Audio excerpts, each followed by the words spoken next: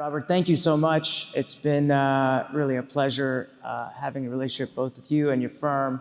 And we have so much ground to cover, so why don't we dive in? But if I could just start with, let's start to Robert Smith prior to Vista. Let's go back to the beginning.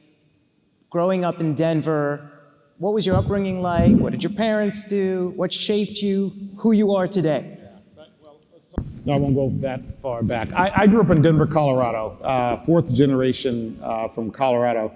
And, it was a time when, we lived very much in a segregated economy and communities. And my parents were both school teachers. And as a result of that, we're really focused on ensuring that not only my brother and I, but the children in our community had opportunities to get educated and participate, I'll say, really in what was the opportunity of America at that time. A bunch of hardworking people. They were, blue collar, everyone from Pullman porters to people who ran, who were in the construction business. And, I had the good fortune of actually going to a better resource school growing up. And in that context, we had some really good teachers. That's why that's so important in all that we do, that inspire me to read and to get interested in the world outside of the community that I lived in, which was a wonderful community. I call it was a beloved community that I grew up in. I then had the good fortune of taking a computer class in high school. And in that, I asked my teacher, I said, well, how does this thing work? And he told me, he said, oh, it's powered by this thing called the microprocessor. I said, well, who invented that? And he said, there is invented this place called Bell Laboratories. And I said, well, I wonder if they have summer jobs there. So I found out from my, the guidance counselor in the high school that there was the Bell Labs in Colorado. I called them and I said, hey, do you have summer jobs? And they said, yeah, if you're between your junior and senior year in college. I said, that's great, because I'm a junior in high school and I'm taking all AP classes and getting all A's in them, so it's just like being in college. Where do I apply? And that, she said, well, not quite. She said, call me when you're a junior in college. So, of course, I called her every day for 2 weeks. She stopped taking the call after the second day, and I left a message. And then I literally called her every Monday for 5 months. I'd leave there was a calculus class I was taking. I'd leave my calculus class, I'd pay phone, some of you remember those with the gray hair and no hair, put a dime in and I'd call and I'd leave a message. Well, she ultimately called me back in June and said, a student from MIT didn't show up. We're not guaranteeing you an opportunity, but why don't you come and interview? And I had, one Sunday suit and $2 worth of gas, put my 69 Plymouth Satellite, drove out there and got the job. And it changed my life. And it changed my life in a number of ways. One, I had the good fortune of having a mentor there, a guy by the name of Vic Hauser, distinguished member of technical staff for any Bell Labs people in here, 35 patents to his name, undergraduate was in chemical engineering, PhD in solid state physics. And I shared an office that was about the size of this stage with this person. Now think about it, 17 years old, sharing the office with a guy who's a PhD in solid state physics in the dawning of this computer age. And the thing that I always walk away with is he taught me the joy of figuring things out. And this is an important lesson that I like to build in to everything that we do at Vista and everything that we do in my kids' life, for instance. I walked in and he said, okay, we've got a problem. This is an operational amplifier and it is failing in the field. And it's one of these, what's called in a Merlin system, for some of you who remember those. And he said, we got to figure out why it's failing. It's made by a company called Fairchild Semiconductor. And he said, so, you've got the full resources of Bell Labs at your disposal. I'm here to answer any question. We've got a library down around the corner. So when you have questions, come to me. And he turns his chair around. And so, Mo, I'm thinking, man, this is the rudest guy I've ever met. But what he did was challenge me to go figure this out. So I said, okay. So I went down to the library. I looked up, what is an operational amplifier? What is it supposed to do? And wrote down a bunch of questions, came back the next morning. I said, hey, Vic, can you answer these questions? He said, sure. And then he turned his chair around and literally for 2 hours was on the whiteboard until I ran out of questions. He said, do you have any more questions? I said, nope, I'll be back tomorrow. Okay. And that was the process that I learned to unpack problems and then seek resources to solve those problems. And interestingly enough, so I'm now what is a rising senior in high school. And when they did the year-end presentations, I got basically the award for having the best summer project, okay?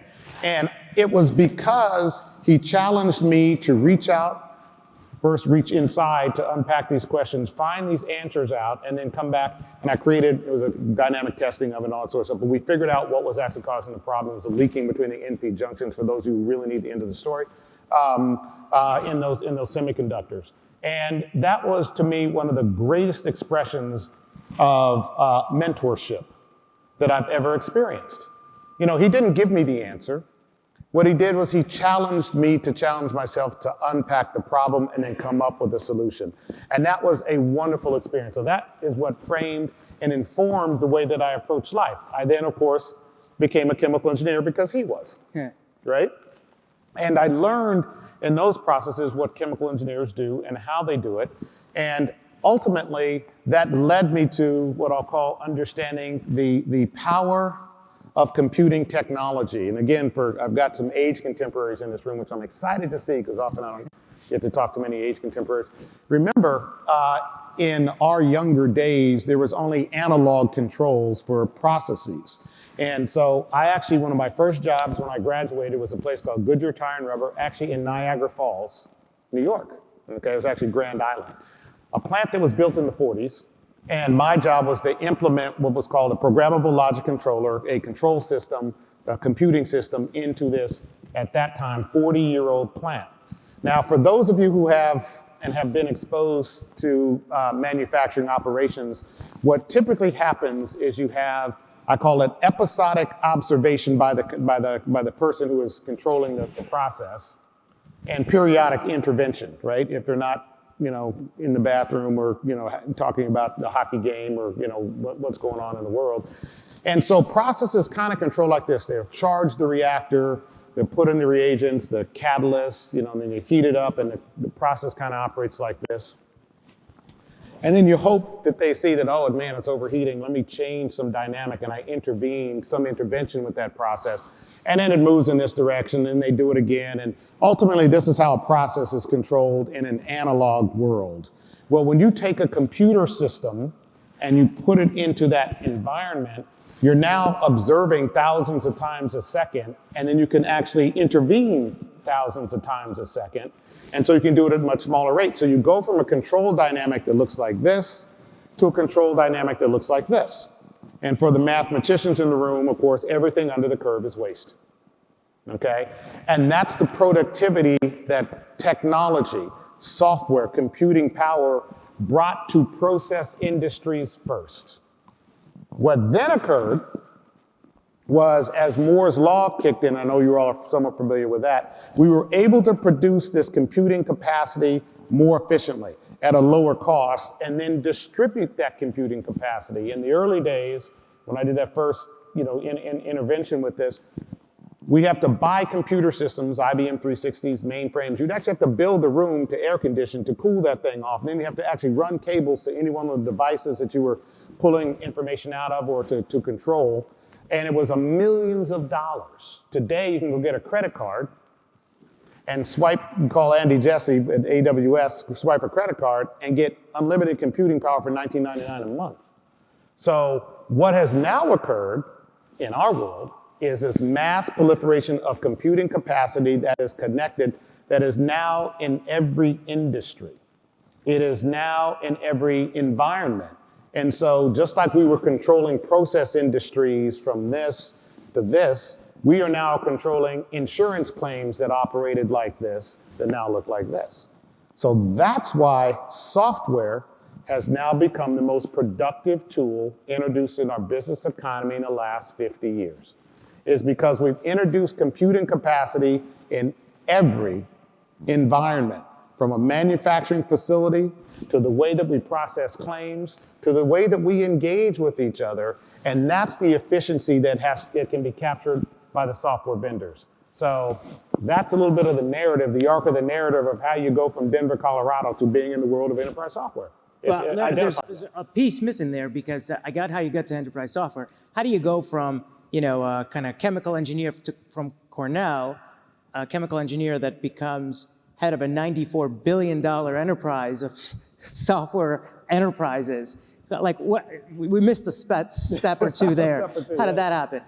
When I joined Goldman Sachs in the M&A department, one of the things that was quite interesting was I noticed how everyone was using, at that time, a different spreadsheet when they walked in. So some of you remember there was Lotus 123, right? You remember VisiCalc, Multiplan, Asterisk, and then this thing called Excel, which actually wasn't the best product, but they figured out how to push the distribution of the product more efficiently in that DOS package. Remember, back in 94, 95, that made it the most widely adopted. Well, what occurred was you started to see the productivity in investment banking in software. What do I mean by that? Back in the day, some of you former investment bankers, you'd have to put together a common stock comparison. So you'd go and get these 10Ks and 10Qs, and you're, putting this information together to actually put together an understanding of how stocks are trading and how companies are being valued. Well, once you put computer systems involved, you could actually now start inputting that a lot faster. So you didn't need 40 analysts to do it, you needed 8. Productivity right there. You see what I mean? That's that same sort of dynamic. Think about it through that lens. And as I started seeing that, I ended up asked to go out to start our tech group in San Francisco. So I was actually our first M&A banker on the ground in San Francisco focused on tech. Greg Limcaugh came later, a guy by the name of Mark Morris came later. And I had these little companies, like a company called Apple Computer, you probably heard of, a little company called Microsoft, one called eBay, one called Yahoo. Those were my clients at Goldman. And what I noticed was every single company operated differently in the way they, did their go-to-market and sales, or product development, or their quality assurance.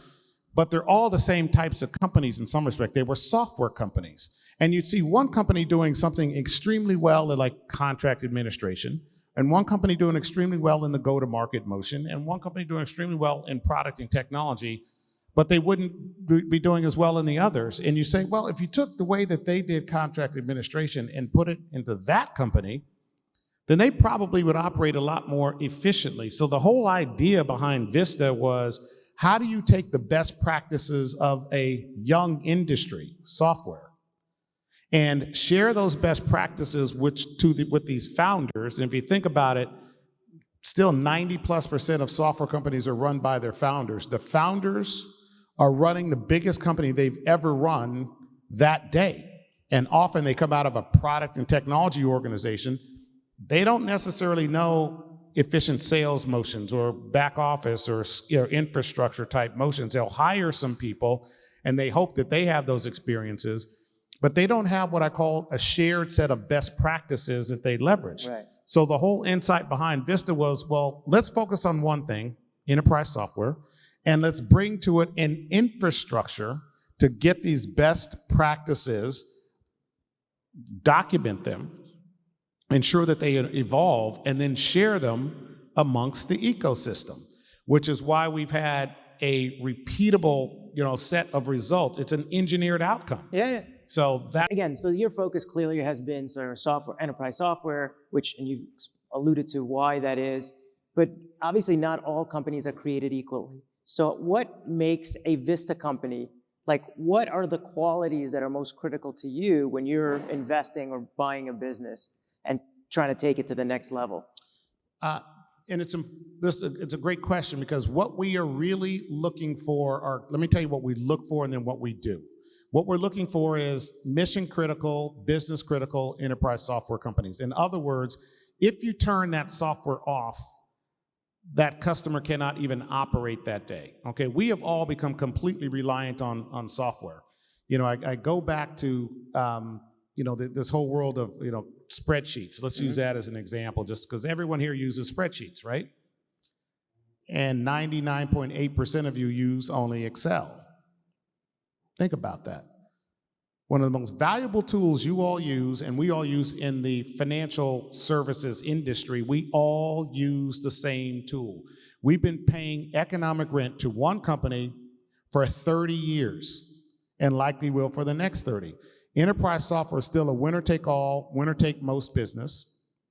And it is still those who actually, build, call it the best product or solution sets, will capture all of that economic rent.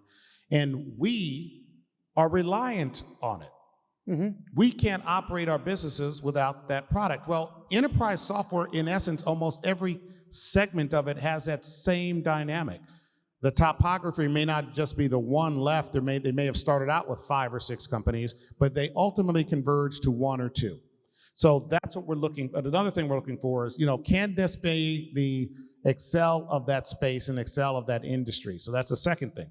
Third thing we look for is, to what extent can we make changes to that business that we can control? We don't underwrite to increasing multiples in the marketplace, because that's obviously not sustainable, which you all are, obviously experiencing, we're all experiencing today. Right. We underwrite to what we call critical factors for success being under our control.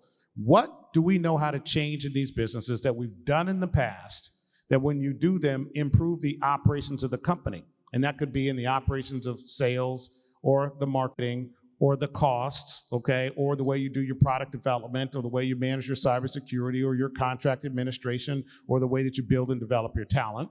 We have over 100 of these best practices, and we underwrite to making those changes. We don't underwrite to, well, we really think that CEO is going to do a great job, and let's bet on them. What we bet on is our ability to work with the management team to inform them on the best practices in an industry, and what the P&L outcome will be if we make those changes in that business. Another thing we look at, and this is probably one of the most important, that we're one of the few that look at this, is what is the amount of technical debt in a software company? And for some people, I'll ask them and say, do you know what technical debt is? Most think it's financial debt. It's a different thing. When you're writing code, and if you and I, Mo, decide to start a software company, we start writing some code, and we get 1 customer, then 5 customers, and 20, and then 25, and then 200. And at some point in time, some of our customers ask us to make changes to customize to what they're doing. We write it, we fix it so it customizes to their work. At some point in time, you have mounted up, code that isn't, I'll call it the most elegant, and create some problems for other customers. And so, there may be something like, Oracle changes the database, they call it the database version, that might affect 1/3 of your customers. And you've got to make those adjustments. Well, that mounting technical debt, actually, if you don't handle that properly, is what kills software companies.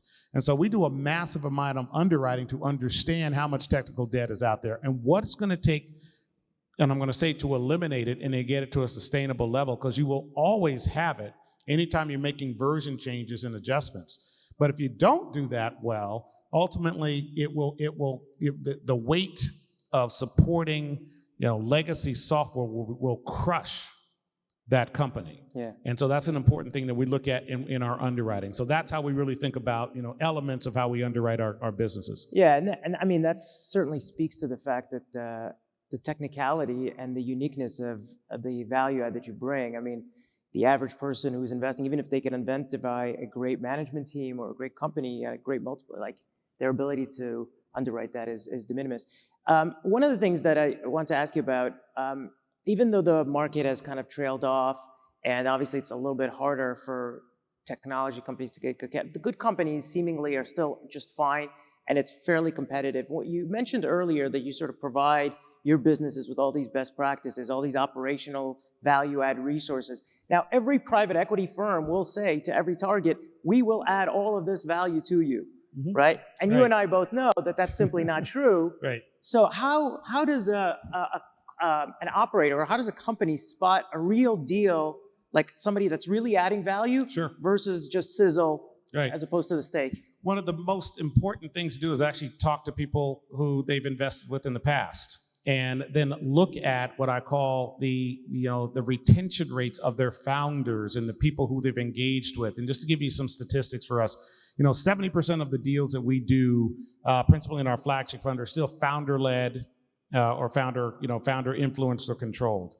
88% of those founders are still with us in one way, shape, form, or another. Okay, and that's an important statistic, because what they now see is, I see how this creates a lot of value, and I want to be a part of that value creation dynamic for for a couple of obvious reasons: to make more money on the back end of where they rolled. Sure. And so our sourcing engine really comes from these big founder networks that we've built. In fact, one of our companies, Gainsight, which we bought, a year and a half ago, Nick, who's our CEO, he talked to 8 of our founders before we even knew it and said, I only want to do a deal with Vista. And so, okay, let's go through the math. 70% of those deals are founder influences. 88% of those founders are still with us.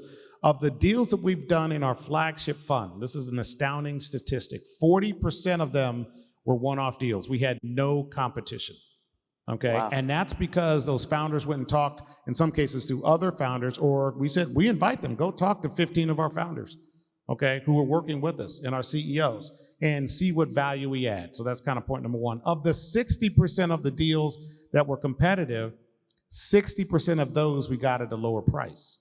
You say, well, why would somebody ever sell you their company at a lower price? There's 3 reasons.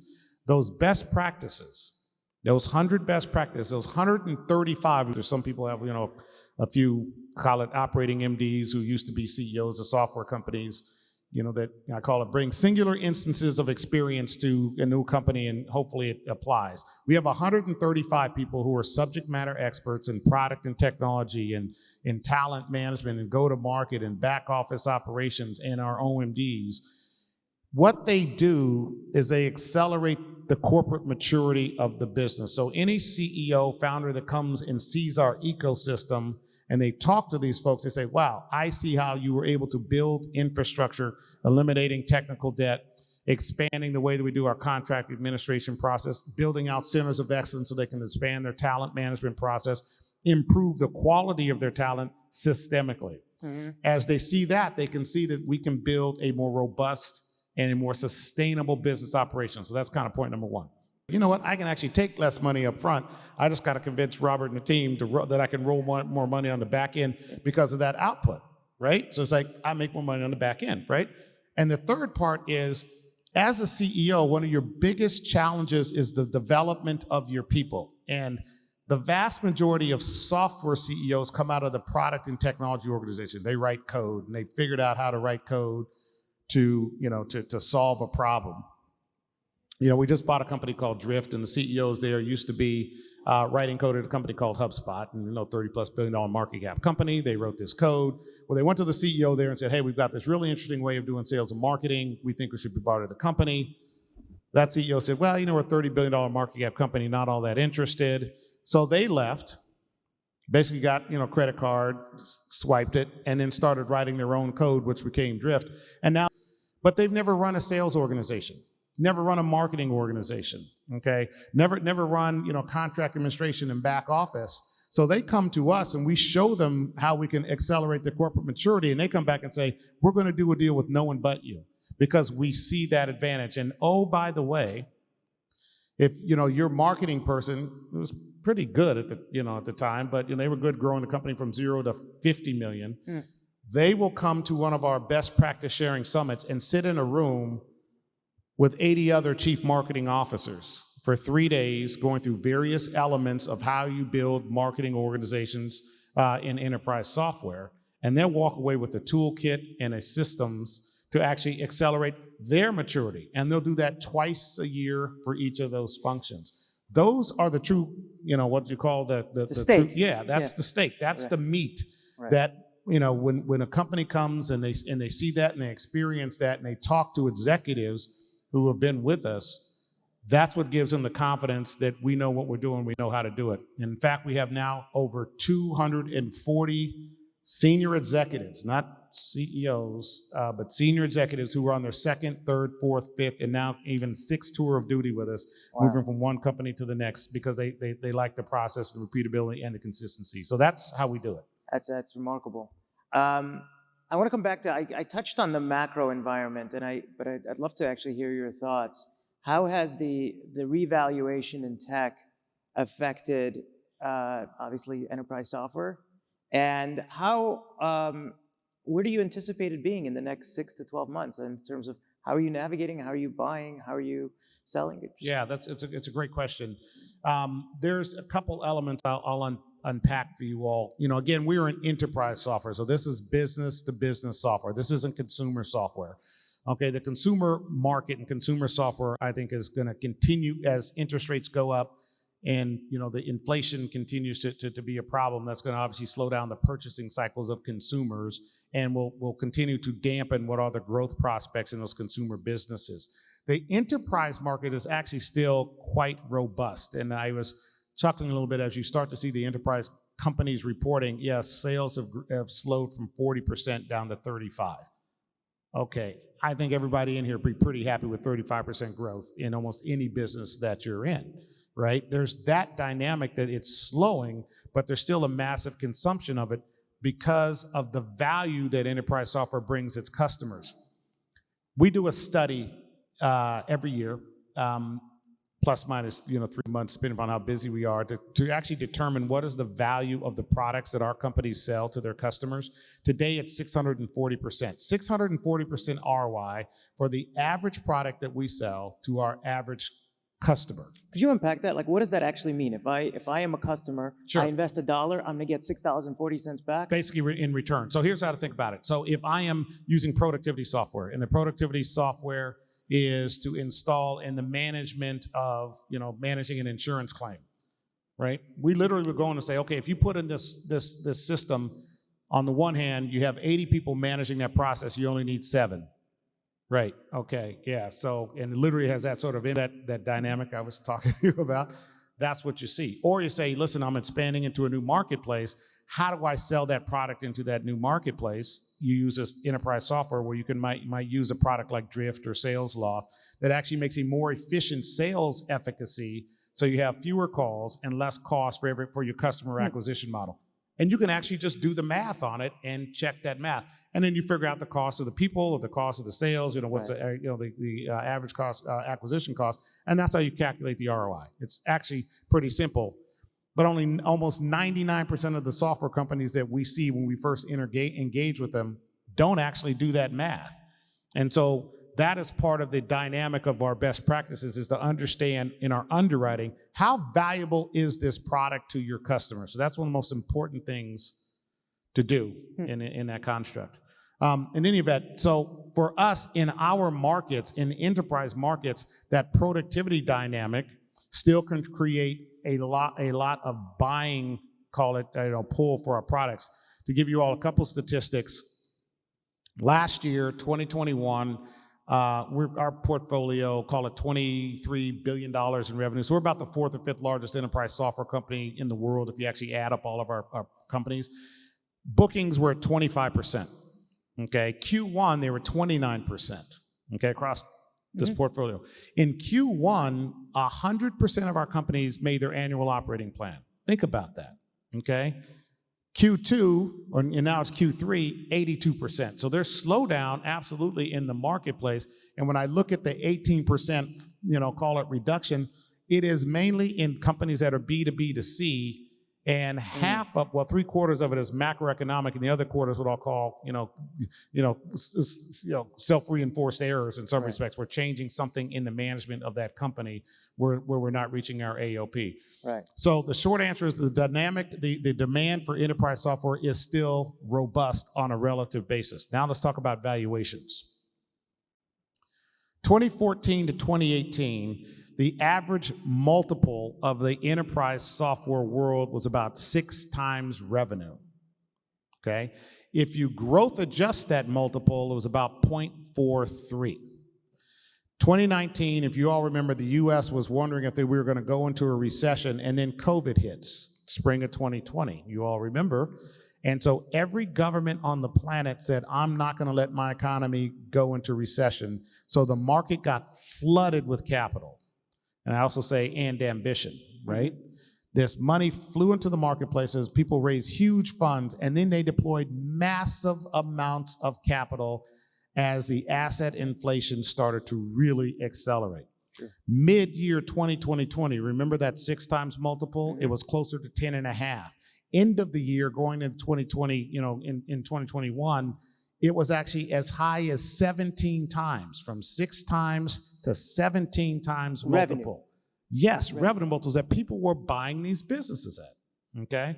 We didn't do any take privates at those levels that we kept our, we deployed a little over $18 billion. And so now's a good buying opportunity for these enterprise businesses. So that's how the market has evolved over the last, if you think about it, 8 or 9 years. But the thing was interesting, it was in 2020, 2021, over $120 billion went into our space at those high valuations, and they were paying premiums to those valuations. So I think it's going to be a really challenging environment for many of those investors. They're going to have to dollar cost average now, or just explain to you all that was a bad vintage year, right? Yeah. In order for them to make the sorts of returns, because it's going to be unlikely that we're going to return to any form of multiples at those levels going forward. Yeah, no, for sure. Robert, you have a very unique lens in the sense that Vista invests in just enterprise software, but really across every industry and tries to find sort of those mission critical. If you were to like zero in on the one technology that you believe to be most transformative today, what might that be? Like, what really excites you? Because you're seeing so much. Right. So there's a couple ways I'd unpack that. And to give you all perspective, again, call it $23+ billion in revenue across our ecosystem. We operate in 180 countries. We've got 353 million users of our software globally, and in about 70 different industries. So we get massive amounts of what I call insights as to how people are using software and what their next generation of user needs are on the one hand, but also how there's going to be a reforming of industry constructs on the other. So let me start with today, and then I'll talk about 4 to 5 to 8 years from now in terms of what those transformative technologies are. Today, the things I like to focus on and we focus on are the catalytic technology elements in enterprise software.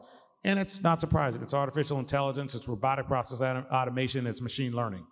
All of those are catalytic activities that are enabling enterprise software to be more efficient in what it does. In the early stages of enterprise software, you can think about companies like Oracle. They provided, in essence, I call it the substrate, a database. We took a whole lot of manual data and analog data and just put it in a database, and my gosh, just having that organization created massive opportunity for us to understand how we did our work. Salesforce, if you think about it, kind of just sits on top of that. It now takes this data and it now can organize it and look at it in different ways and say, oh, here's how my local salesperson, regional salesperson, national salesperson, global sales operation. And then as a manager, I can bring my own insights and perspectives as to how I want to do things differently to manage my business. The next generation of software starts to utilize the AI piece of that, which is, let me now take this data that sits, at that level and not only derive insights, but actually create actions against it. Okay, for instance, we own a company called TIBCO. Many of you may or may not know, is a software that, in essence, automated Wall Street. So remember, you probably had friends who are in the sales and trading business, and the traders, and they're now out of business. Well, this is a software that eliminated, in essence, all of that. Okay, so we talk about productivity, right? Well, you can utilize that same sort of software to pull data off of a jet engine that's flying across the Atlantic. And based on how that data is and that engine is performing, it says that engine will probably need maintenance based on its performing in about 16 hours.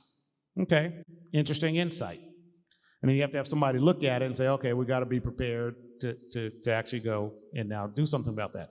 The next generation of this says it's going from LA, or it's going from London to New York to LA to Miami back to London. That's the route that plane is going.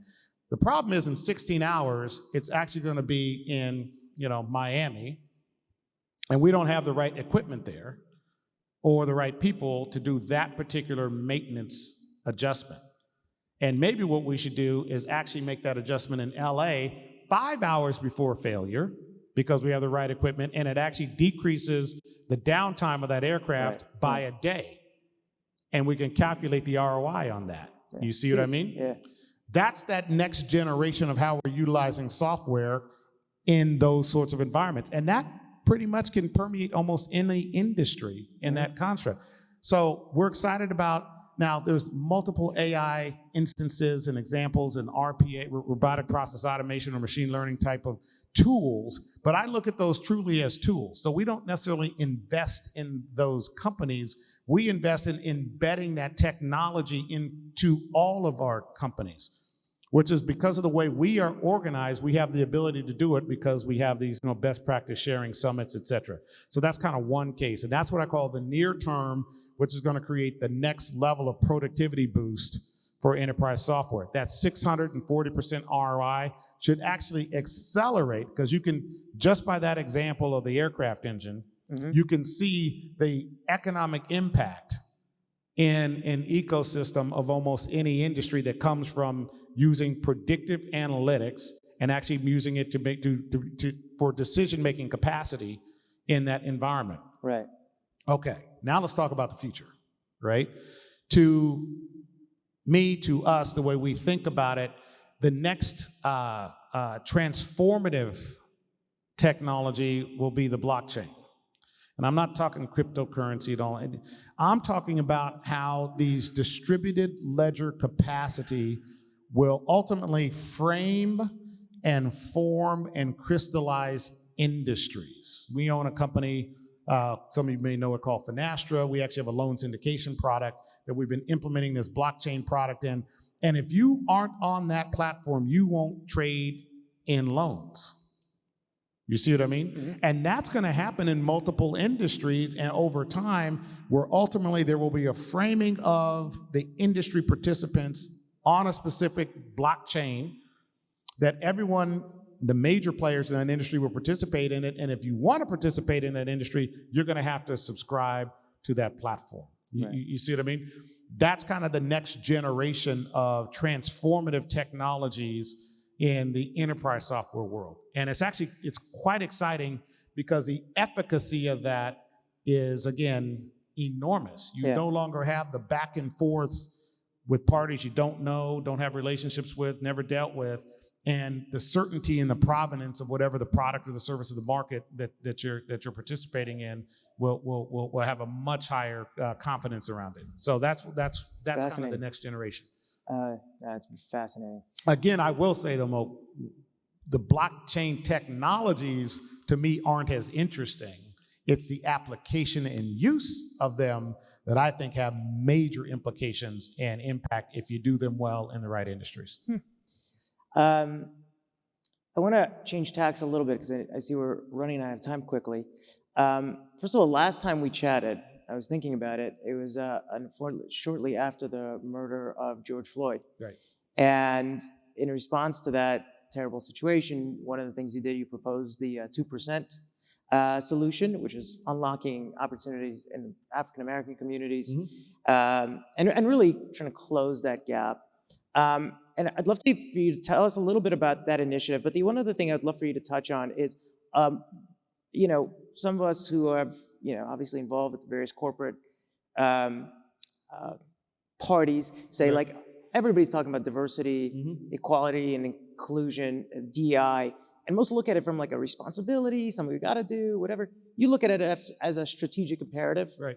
So just maybe if you could touch on both of these things. Sure. How do you see? Yeah, and it's a great question because this is the world that I live in has a serious constraint, and it's people, it's software programmers, and I like to say that the scarcest resource on this planet today. It isn't lithium, it isn't oil, it's actually software programmers. There's 8 billion people on the planet, and there's only 26 million of us who write code for a living. Think about it. This is the most productive tool introduced in our business economy in the last 50 years. It's permeating every industry. We've distributed this computing capacity and the connectivity globally, but there's only a few of us who actually know how to use it and utilize it. And that has created a massive wage inflation dynamic that you have to figure out ways to get around, okay? For us, we realized this early, and so that's why we build these, I call them talent pyramids, to manufacture development talent. You all in Canada have a unique opportunity, and there's a few sovereign wealth, I'll call it, countries who have recognized that one of the most important things you can do is attract and develop and retain the brains on this planet in your country. The U.S., as you all know today, has basically closed its borders. We have a massive need for software developers and technologists, and we're, in essence, keeping a lot of those folks out. So part of the solution set is enable the people in the country to participate. And so one of my initiatives is, we have a group of colleges called Historically Black Colleges, Universities, where 80% of them are in broadband deserts. Okay, well, you can't enable people to participate in this next generation economy if they don't even have access to the tools. And so part of what we're doing is we're building out and enabling all of them to not only have broadband access, but provide broadband access to the communities in which they live. Absolutely. So that's one of the dynamics that's part of this solution. And for, Canada has now announced that they're going to look to allow, I think, 1.4, 1.5 million people to become part of the economy. And it's brilliant. And, as long as you build the infrastructure and develop these people and give them a chance to grow, you're going to need those folks, especially as you become a more digital economy, to participate in delivering value to that digital economy. And it's like buying a car. You can spend a whole lot of capital and buy a car, but if you can't maintenance it, it's just ultimately going to deteriorate and depreciate. So you're going to have, that technical debt, right? And so you're going to have to develop people and build instances that develop people to participate in ensuring that economy moves forward in a digital environment. So the 2% solution says, companies, corporations should all look to say, okay, the average American donates 2% a year. Okay, I actually don't know what the average Canadian is. Unfortunately, it's less. Okay, so maybe you have the 1.5% solution. But anyway, so you take 2% of either your corporate earnings, you say, let me deliver that back in ways that I know how. If you're a healthcare company, then deliver that to the communities that need it, that need telemedicine. If you're a broadband company or a cellular company, provide the broadband access. Like I got, Chuck Robbins, who runs Cisco now, to donate, some capital into the solution. And so we are now, he's part of one of our partnerships to build out this broadband capacity and enablement, for the HBCUs. But it's utilizing what you already know how to do well and just tapping the communities to provide access and opportunity. Because many of you know, if you provide access to an opportunity, it actually stabilizes those communities. And when you stabilize those communities, it actually becomes, better for everyone. It's safer for everyone. The quality of life improves. The consumptive patterns are increased. And that's all a part of, I think, creating a holistic environment in order for, I call it, the citizenry of a country to actually thrive and participate and help that country move forward. So that's the design. Fantastic.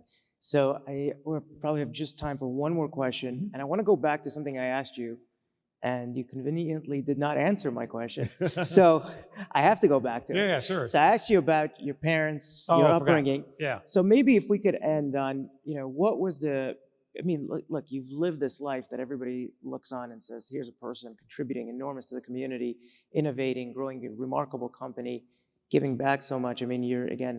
We mentioned in your bio, the first African-American on the Giving Pledge. Really, whoever said that nothing is impossible is dead wrong, because after hearing you, I feel like my entire life I've been doing nothing. So, but I think I'd love to understand, what was that magic sauce that your parents imbued? What was that, the most valuable teaching that stayed with you throughout? Yeah, it's a couple things. The first I would say is, curiosity, right? They encouraged me to have a curious mind and to ask questions, and I kind of partially answered it with that joy of figuring things out. Okay, and that was, again, that's something that still informs and fuels me. The other part my family did, I think, extremely well is they were of the community, and they were in the community. Even though they were school teachers, I saw my dad get very involved in, was the Civic Association, North City Park Civic Association. And back then in Denver, we used to get a lot of snow. You guys still get snow. They don't get that much nowadays. And in that, they wouldn't plow our neighborhood until 2 or 3 days after the snowstorm. Well, you had people who needed to get to work and get on the bus, and my dad took this as an affront to the neighborhood and the community, give us an all-black community. So he formed a civic organization and went down and said, here's what we need. And, probably a year and a half later, guess what? When they were plowing the streets, you'd get one sober. But it actually changed the economic opportunity for people in the neighborhood. I saw him, become the chairman of the local YMCA to make sure that the kids in our neighborhood had outdoor experiences and had a potential, opportunity to go to the mountains and learn sports and sportsmanship and all that.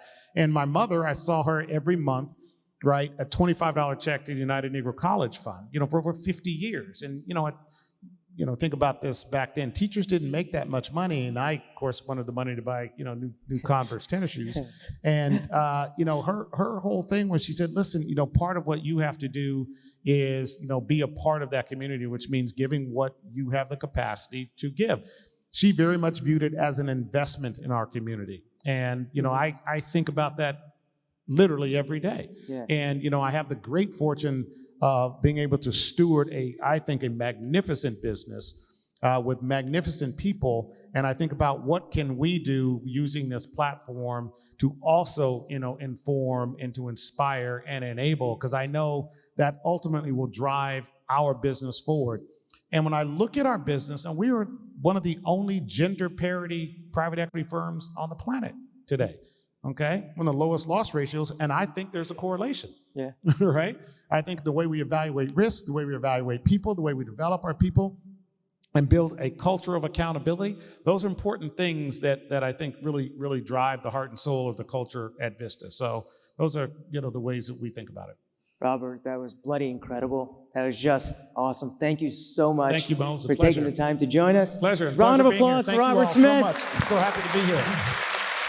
And as a token of our appreciation, we had a little piece commissioned for you. Oh, this is cool. And a donation was made in your honor to pediatric mental health.